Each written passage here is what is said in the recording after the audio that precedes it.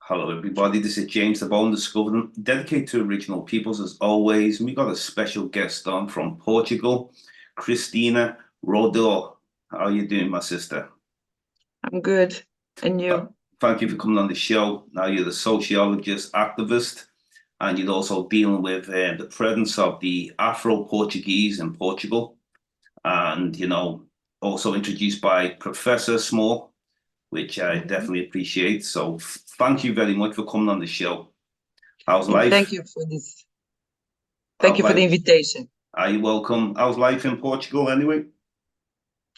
Life in Portugal. Well, it has, of course, I don't know if you are jumping already to the issues that we are gonna discuss about, Afro-Portuguese in Portugal, the issues of racism. Yeah, well, we are at this moment, as many European countries that have a long and heavy colonial history. Yeah. There is a huge debate on reparations in a very broad, broad sense, about memory, about institutional racism, structural inequalities, about the way Portugal kind of hides the violence of its colonial past. And we are in this discussion of trying to that the state recognizes the existence of institutional racism, and that has been a very difficult debate, because Portugal has other countries with a long colonial history have a narrative that hides its violence. Portugal was the major responsible, in terms of percentage of people that were kidnapped from the coast of Africa to the Americas. More than 40% were made in Portuguese ships. And this is not said anywhere in textbooks, in television, in official discourses. This is knowledge that the specialists, the historians, social scientists know, but that is not discussed in the public arena. So if we have a country that is not able to recognize the violence of its past, it's very difficult for them to acknowledge the need to repair those historical inequalities and violences. And with the advance of the extreme right around the world and in Europe and in Portugal too, it's even more difficult. Like in many other countries, the issue of police brutality is one of the top priorities of the social movement. 1 of July, we're going to have the last trial about the police brutality against Cláudia Simões. She was beaten by the police.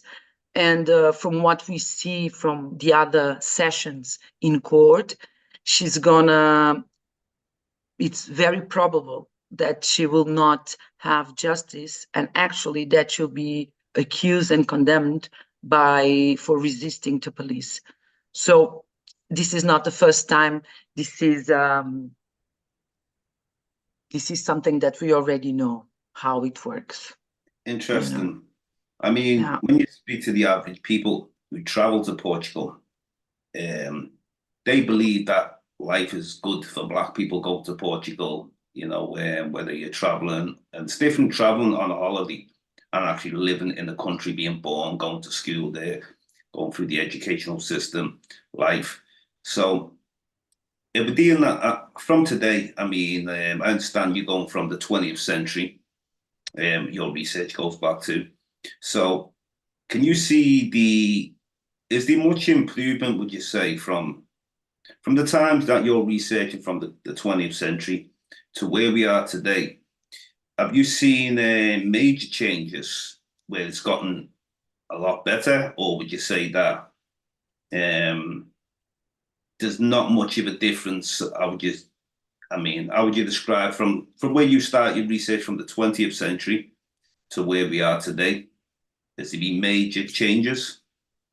Okay, so it is important because maybe we have a wide audience, some from the Americas, some from other, from Africa and from other spaces. Portugal has this involvement, huge involvement in the transatlantic slave trade between the 15th century until the 19th century. Yeah. Then you have all this movement of abolition, which for Portugal was really difficult, the abolition of slavery. And then when we have the abolition, you have the Berlin Conference, where all the European empires, they change their exploitation project to Africa. So we have from the end of the 19th century until the 70s, we have the Portuguese colonies in Africa: Angola, Mozambique, Cabo Verde, Guinea-Bissau, and São Tomé e Príncipe.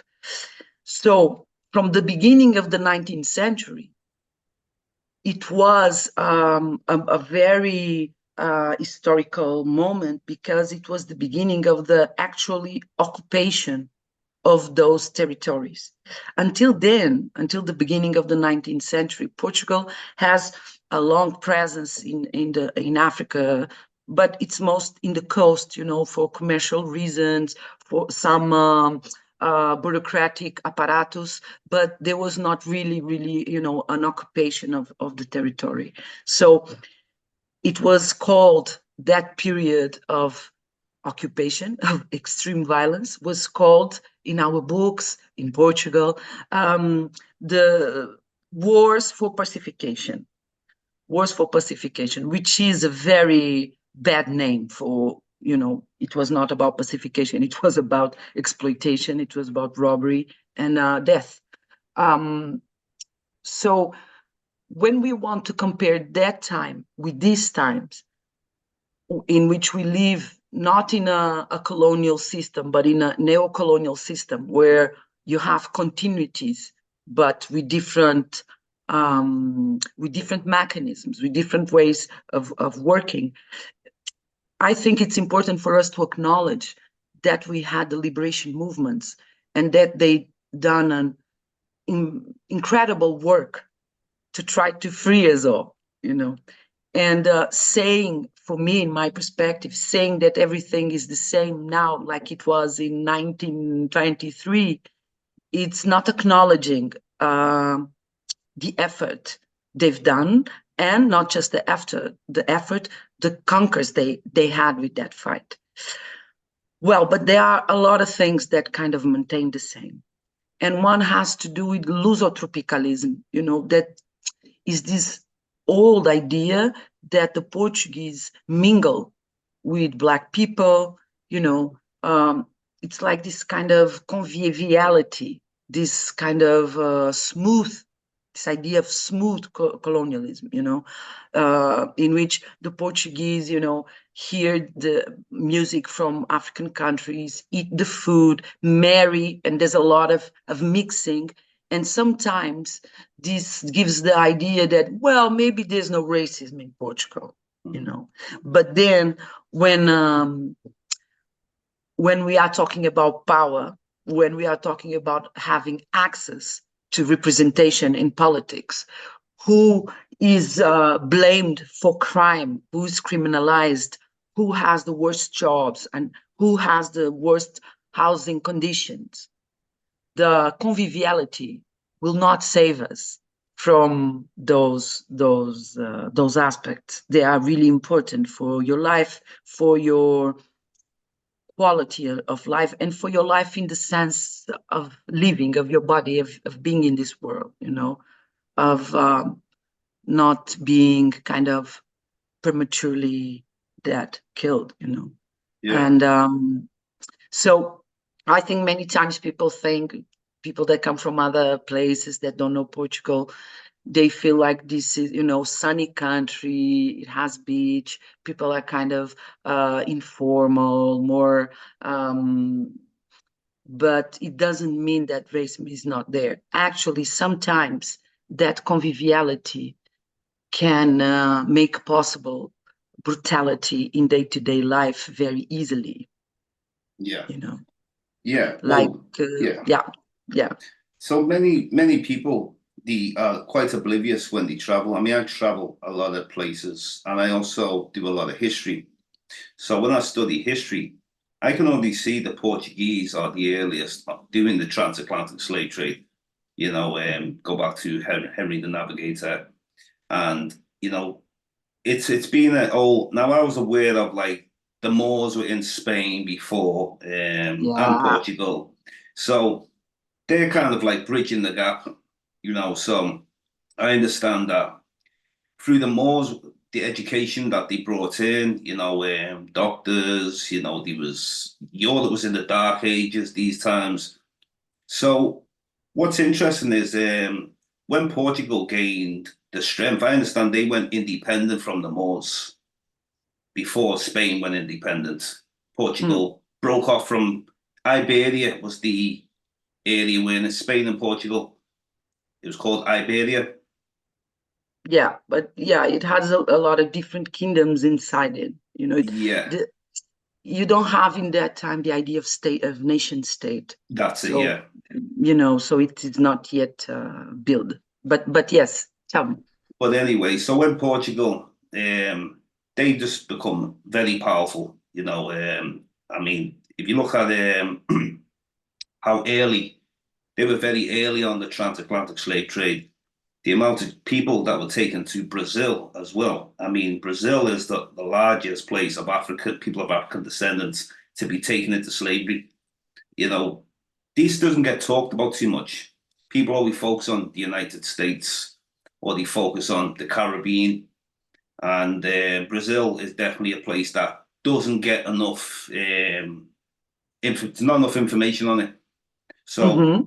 now, what's interesting is that it's funny how you mentioned in Portugal, people might look from the outside and they see mixed marriages and they see they took on some African culture within the music, Mm-hmm. the dancing, you know, Yeah, the many food, the things. hairstyle, cultural appropriation. Yeah. Totally, totally. But just looking at the history, you can basically see that this was not no smooth colonialism or smooth transatlantic slave trade.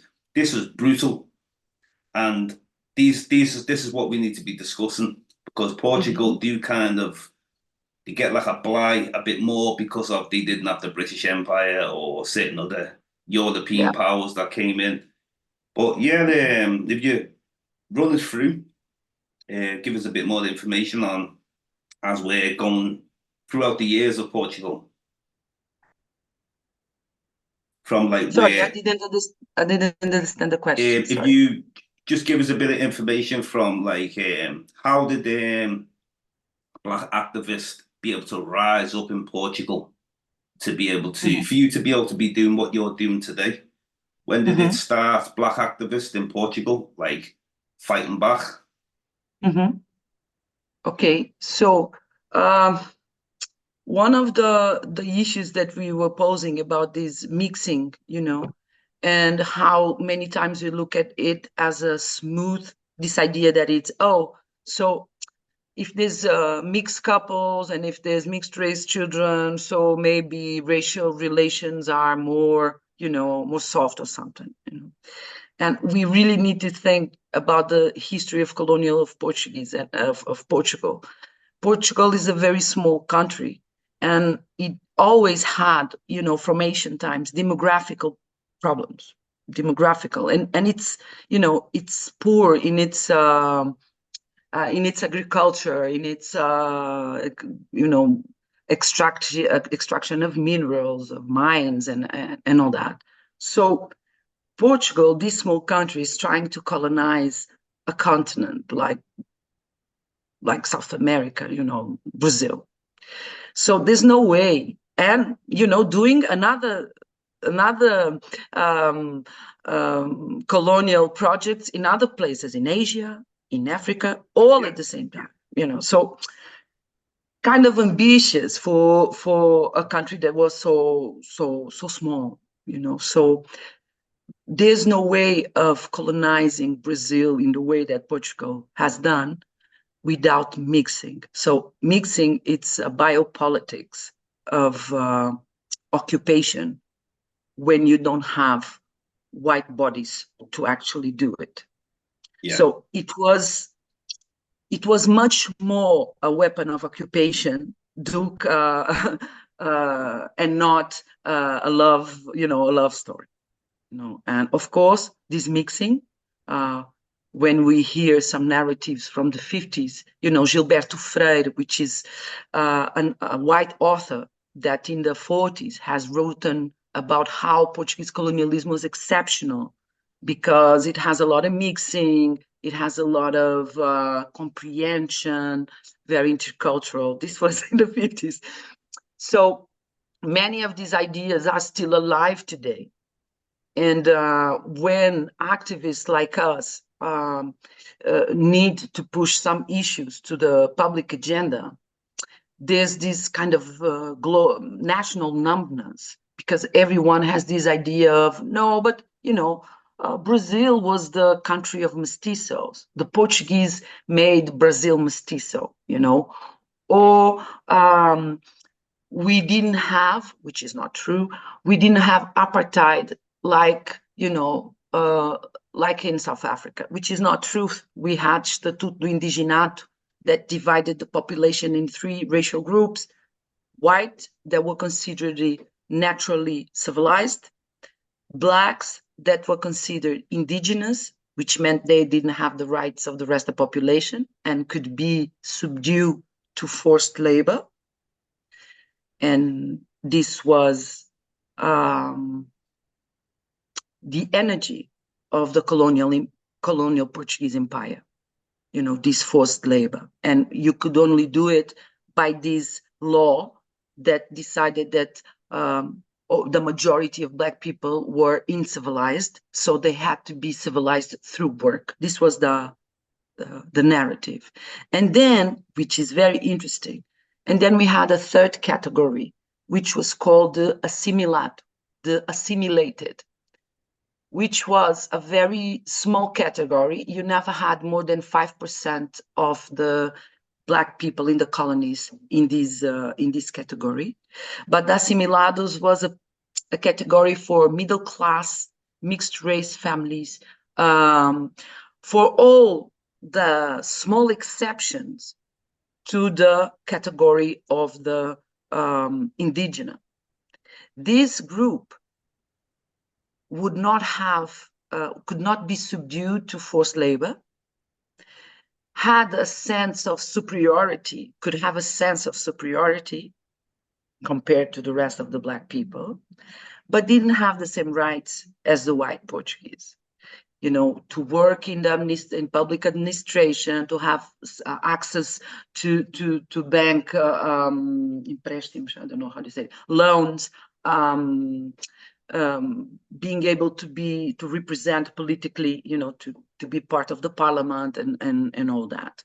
So we always need to dismantle this idea of soft ethnic or racial relationships, because it is so present, even because Portugal has put all its eggs in the basket of tourism. This has been a strategy. So we are kind of this tropical place in Europe. So it blends very well, again, with African references. There are several festivals that you see they are using different signs of Blackness, the kind of names, the kind of musicians they are calling, the graphics of, and you see there's a use of Black references to make Lisbon more appealing. Yeah. But without the blacks on the power positions, Yeah. Totally. So that's one of the, and it was very interesting that you were talking about the Moor and how Iberia was had a long presence of the Moor, and that's interesting because when we think about race, as Stephen Small would say, it's a moving signifier. Yeah. People from South Europe in history have been considered not always as white. That's right. Yeah. North Europe would say that, the Portuguese, the Spanish, the Greek, the Italian, they are kind of, these North African something, Yeah. So, or when Portuguese migrated to United States, some centuries ago, they would be considered non-white, So it's really interesting because that's another, how would I say, idea that could make people think that because of that, Portuguese would be less racist because they had been in that situation. We need to do more research on that, but my what I think is that it does the opposite. It doesn't push us together. It makes them anxious about this need of always having to reassure, to reaffirm that Portugal is a European, white, Catholic, country. Yeah. So I totally understand where you're coming from. Sometimes people might see some of the Southern Europeans, they might have some black blood in them from Africa. And going back into, I remember the Germans, the Northern Europeans did not consider the Southern Europeans the same as them. They seen themselves in Northern Europe as the pure white Caucasian. And sometimes they might even use words like these people are black people or mixed people in Southern Europe. So it's interesting how times have changed. Then what it does is, like you've said, you'd think it'd make them more closer to us, but in some ways they actually can be worse because they have a complex. It's they want to be in denial and looked at like the rest of the Europeans. And that's very interesting that, same with Spain, Italy, these some very racist countries. But then if you look at the history, they've had more time to mix with African people than the rest of Europe. They were doing it first. So they should be more integrated in a better way and understanding. And then it's funny how you mentioned some of the intermarriages with African peoples, and they'll create like the mixed mestizo and would raise them to be higher than the Africans. So you're creating like a caste system, like kind of thing. And they can be, and then what happens is, I mean, you can look at other Latin American countries as similar to Spain, Portugal. Because I've traveled a lot of these places, and it's like the are quite in denial of the people who are mixed. Some of them, not all of them, some of them did slowly getting educated, but it's more the status of like, this is your class, so try not to acknowledge where you come from, but you can acknowledge your European side, which is considered as the higher positions. And it's the same thing wherever we go. Black people are kept down the lowest. Anywhere. We can even see the same thing in African countries itself. And it's real sad, but it's great to see people like yourself doing this type of work to raise our people up in places like Portugal, because I don't hear about many black activists in Portugal or even Spain. So it's great that the fact that I'm having this discussion with you now.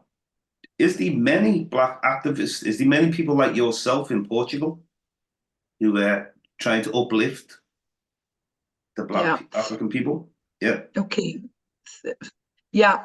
You know, when we look to the world system, even when we want to talk about Black resistance, the visibility of Black resistance follows, you know, the same hierarchy of, Black from United States will be much capable of putting this story forward. You know, the ones that have relations with the United Kingdom or with France. So, and there's a work we need to do, you know, to make it more, not just more visible, but to make us all more connected. And I think a space like this one that you are creating, you know, that's one of its purpose, you know, to get to people to get to know each other and to create links.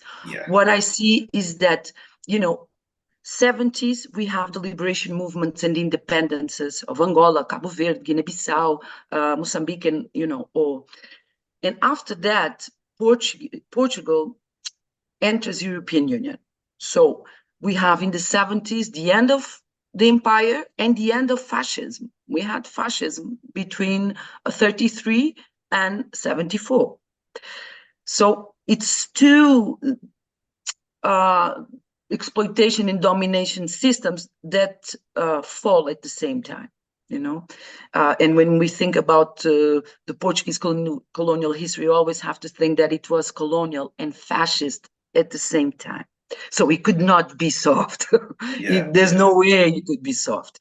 So when we have the independence, one of the things we have, like it happened in United Kingdom, is, you know, the empire strikes back. So you have this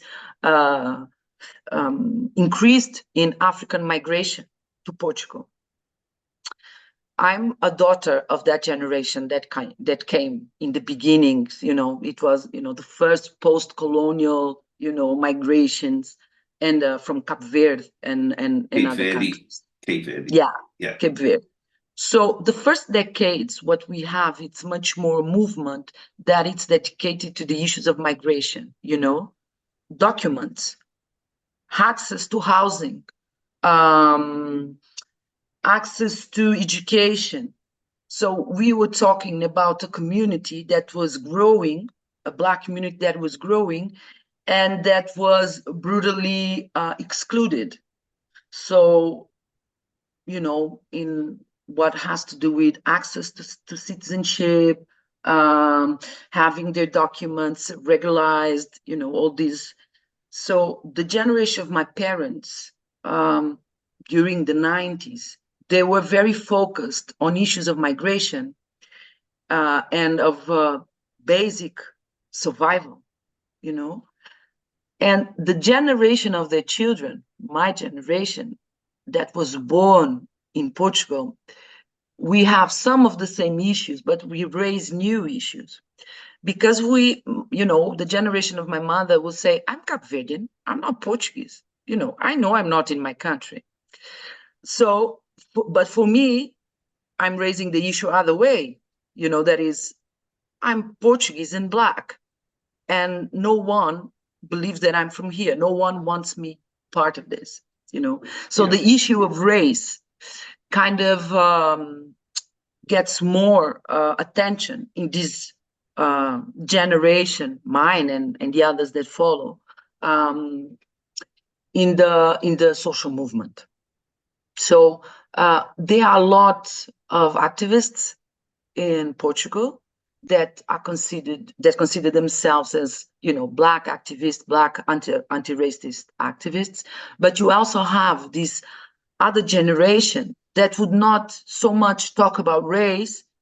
You know, there was this kind of color blindness that is still present also.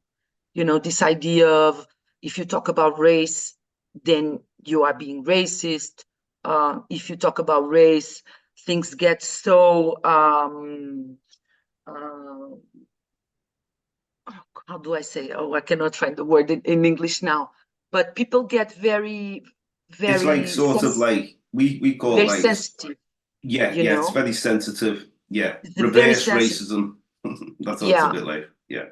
if you are in a discussion, you know, you went to the market and you were buying something and you felt that something, you know, there was some discrimination, you talk about race, things escalate very quickly emotionally. It's like, it's like it's a taboo, you know. But for this new generation, things are discussed in another way. We have also a very international movement, you know, Black Lives Matters and others that been pushing for the issue of coloniality and racism. You know, we are not poor. Black people are not poor in Portugal by chance. Black people are poor in Portugal because they were subdued during centuries to colonialism and slavery, and they could not accumulate, they could not be owners of themselves to make the future generations able to have resources. Yeah. You know, Black people don't have lower levels of education because, you know, for chance, because we were legally excluded from education during centuries. So we try to more and more discuss the issue of the conditions of life of Black populations, you know, making this relationship with coloniality, with colonial history. It's not just a class issue. Yeah. You know. What stemmed from the past. Yeah. Yeah. Well, it's like the same pattern with most European countries, and the very in denial of the truth, you know. So, and it's a continuation where people talk about things have gotten better. Now, only things only get better is when we push for it. That's the only steps that get better. Now, when a lot of people get too comfortable living in Western societies, they forget that there's racism around them. And sometimes they don't understand the institutionalized racism. And they might meet someone and say, well, they're not all racist, but we're dealing with a system, a structure. So a lot of people do not they've ignored the past. They think the past don't exist, but the past has to exist for us to be in the conditions that we're living in today. But there's a lot of in denialness, but there's only so many people who are very focused. You're a very focused person. You know, I'm a very focused person myself. And we remember the history. And that gives us the understanding of today. A lot of people don't have the understanding of today because they don't understand the history. And they think things have just gone away and that's it. You know. But so as far as today now with the younger generation, can you see things more activist coming out of this? Yeah, I see some changes. One of the things that I'm really happy is that I see that the Black movement more and more looks for intersectionality with other, but real intersectionality, not this kind of, sometimes we have this idea of a theoretical idea of what should be alliances between movements, you know, but then I think this young generation with 20 years old, which is, you know, I was saying I was a young generation compared to my parents, but we now have other generations. And I see them trying to find other ways, you know, to think the cause, you know, thinking about, you know, the issues, the LGBT issues with the issues of race, or Black women and the issue of gender and race. Also wanting to make connections with the global South, you know, which can include and includes some countries in Africa, but not just those countries. And many times they don't use the colonial frame, which I like. You know, it's not this idea, oh, if I'm from Cape Verdean ancestry, so I'll connect to Cape Verde. Yes, that's very important. But, you know, you have to Africa and, the colonial history, Yeah. it's much broader. So we need also to go against these nation states divide, that was built upon us. So I see this, and this makes me very, very, very happy. Black Lives Matter in Portugal and in other places. I liked it a lot because, of course, we know that all that people that came in the protests were not all anti-racist. Some of them were in the street, and maybe they didn't know actually what they were doing, But it was a fight, and it was something that we've done that made some difference in some places, that changed the discussion, that made the institutions have to think we cannot keep on answering the same way. We have to find different answers. Now, of course, it's just like we said, if we don't push, it will not come. Yeah. We don't even need to be, how do I say, childish about it. We don't need to be staying like, oh, they don't do what we think it would be fair. Of course, they will not do. We know that they are in a position of privilege. The only way they will move as a group is through protest, through struggle. Yeah, And just one thing now. Sometimes when we're dealing with Black Lives Matter or a Black liberation movement, they push other movements on us, which we need to be focused on our movement, and it's number one priority, like LGBT. That's its own struggle. You know what I'm saying? Even though, it's a form of struggle, but there's nothing like the Black struggle. And sometimes they align people with us. And then as time goes on, you'll see them get elevated to help, but we stay down. So that's why we've got to be very wise to any other movements align themselves with us, and it affects African traditions also. Yeah, but that's what I'm saying when I was saying not a theoretical alliance, but an organic one. We have Black population, they are LGBTQ, that were always in the LGBT white movement. Yeah. And what I'm seeing is that they are creating more and more of LGBT Black community inside the Black movement. Yeah. Which is very important, because what you had was, or Black feminists going to the white feminist movement because they would not find space inside the Black movement, or LGBT Black people, scattered through the LGBT white movement. Yeah. What I see in the last years is that more and more women, Black LGBT people have been able to be inside the Black movement, but creating their own spaces inside the Black movement. Yeah. Yeah. So basically, so it's interesting, like, different things and forces to align ourselves with. Now we have to look at, like, I look at a lot of like Pan-Africanism. So from no matter where you are in Africa, or no matter where you are in the diaspora, that there should be the connection where, you see, we have many different languages. This is sometimes our barriers: Portuguese, some French-speaking African countries, English, Spanish, Italian.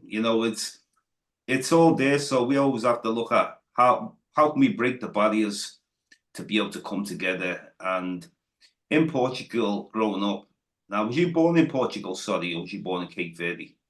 I was born in Portugal.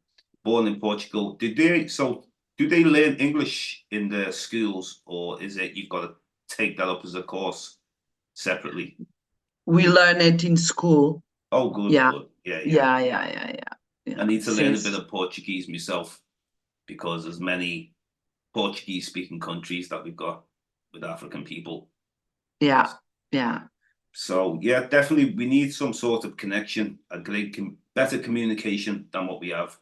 And we can't just rely only on our leaders, or, because some of them in Africa are not actually great leaders, because they are puppets of Western society, Western puppets, basically. So us as individuals who need to think independently, we need to connect and push some more positivity. Yeah. That's definitely what we need, some more positivity in order for us to succeed. So where can you see the future of us all coming together, you know, from Portugal to the rest of the African world?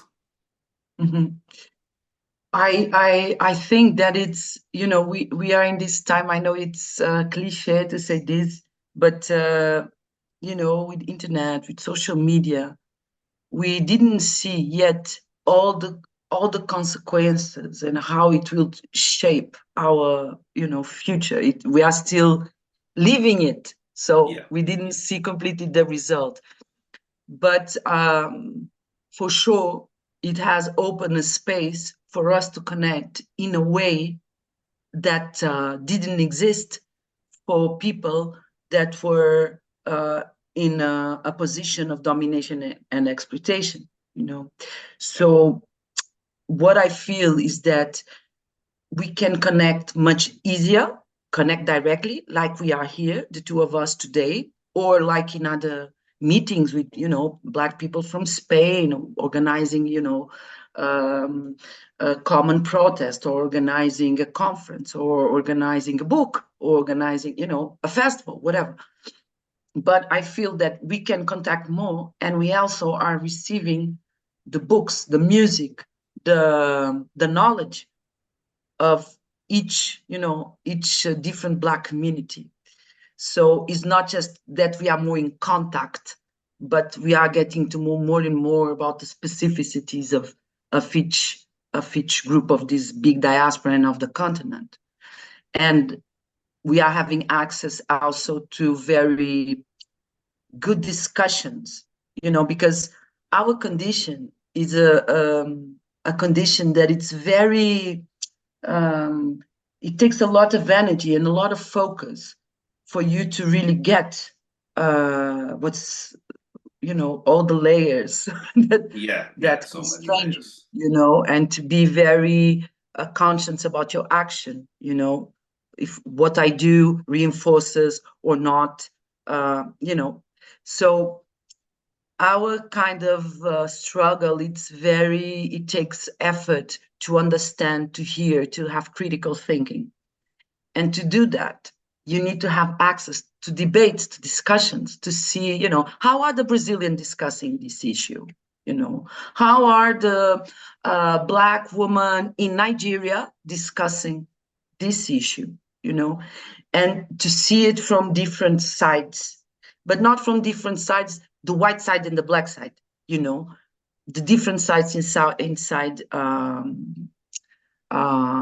Blackness, in this global Blackness. So I think we are living you were talking about positivity.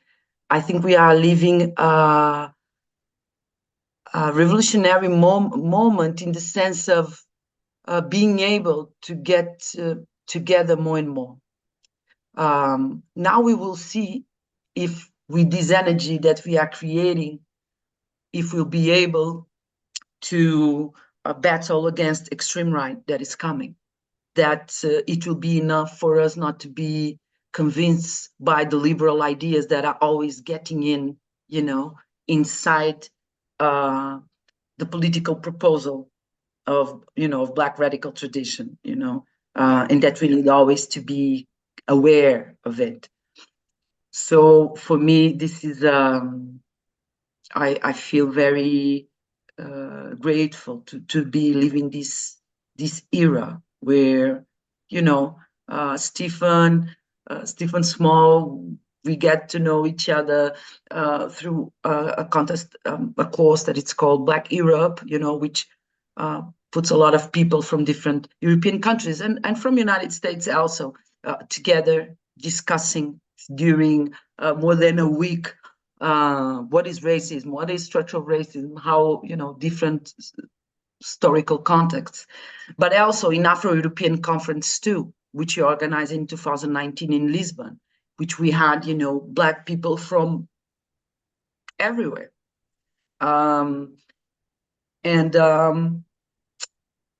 Stephen, make this contact for us to get to know each other and to have this moment. So we are, maybe someone that will see your program will try to contact me, or maybe the people I know that works on Black media. Maybe I'll talk about, James is also doing something, and to create these connections. Yeah, appreciate. But Yeah, that's yeah, brilliant. That's brilliant. And this is how we're able to grow, is by us connecting and sharing. Like, for example, when I share this podcast out, people will be, very happy to see someone from Portugal, Black lady from Portugal, speaking on the issues and the historical views of Portugal and speaking the truth. That's what it's about, all speaking truth. So, yeah. Because at the end of the day, I am based in the UK, but I'm not, but I'm connected globally to different activists, whether professors, whether even ordinary people in activists of the communities. I'm trying to connect to Black excellence, people who do wonderful things. Doesn't matter what it is, as long as it's stuff that's giving us compliments and speaking about the great things also that we did in history. It's one thing that we speak about. We know that we went through the enslavement. We know that we went through colonialism. But there's so many great things that African people have done in the past. The great contributions to not just only in Africa, but to the world. We've contributed many things to the world. And you'll find in a lot of historical records around the world, all the information is there. So it's been a real great discussion today, Christina. Thank you. I've learned a lot. Thank you for the opportunity to make this conversation, to make this bridge. Yeah. Well, it's a pleasure, and it took you to come on the show in order for us to do this. So it's a great team effort, So I give thanks, and maybe in the future, maybe we'll do a part 2 or something on any other information. So I want to give you I'll thanks. be glad. Yeah. Count on me. Well, thank you very much. This is James Diboe, Discovering, dedicated to original peoples as always. And Christina, I give thanks and appreciate your time for today. And I've learned a lot. Peace, my sister. Thank you very much. And you have a good evening. Thank you. Thank you.